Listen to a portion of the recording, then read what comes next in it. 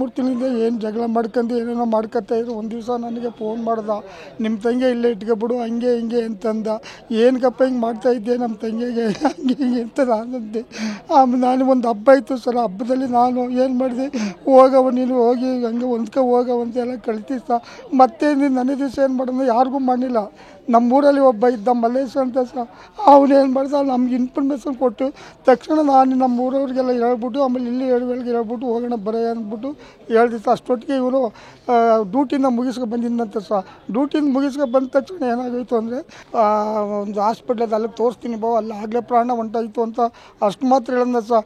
ಆಮೇಲೆ ಮತ್ತೆ ನಾನು ಫೋನ್ ಮಾಡಿದೆ ಸರ್, ಬನ್ನಿ ಇಲ್ಲಿಗೆ ನಮ್ಮ ಬಂದೀವಿ ಎಲ್ಲ ಅಂತ. ಆಗೇನು ಮಾಡಿದ ಸರ್, ಬತ್ತೀನಿ ಬಾವ್ರೆ ಅಂದರೆ ಬರ್ನೇನಿಲ್ಲ ಸರ್. ನಾವು 3 ಮಕ್ಕಳು ಸರ್, ಹೆಣ್ಮಕ್ಳು ಸರ್, ಮೂರು ಜನ ಹೆಣ್ಮಕ್ಳು ಸರ್. ಆಗ ನಾವು ಇಲ್ಲಿ ಕಾದ ಸರ್, ಬೆಳಿಗ್ಗೆ 11 ಗಂಟೆಯಿಂದ ಬಂದು ನಾವು ಸಹ ಇಲ್ಲಿ ಕಾದು ಈ ಥರ ಕಿರ್ಕುಳ ಕೊಡ್ತೀನಿ ಅಂತ ಸರ್ ನಮಗೂ ನಮ್ಮ ಚಿಕ್ಕಮ್ಮ ಎಲ್ಲ ಹೇಳ್ತಾ ಇತ್ತು ಸರ್.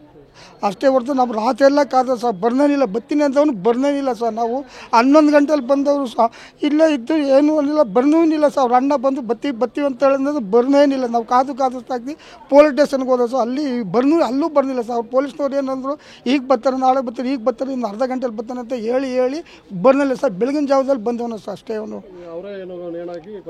ಅವರೇ ಸರ್, ಅವರೇ ಮಾಡಿರೋರು ಸರ್ ಇದೆಲ್ಲ. ನಮ್ಮ ಹೆಸರು ಅಂತ ಸರ್.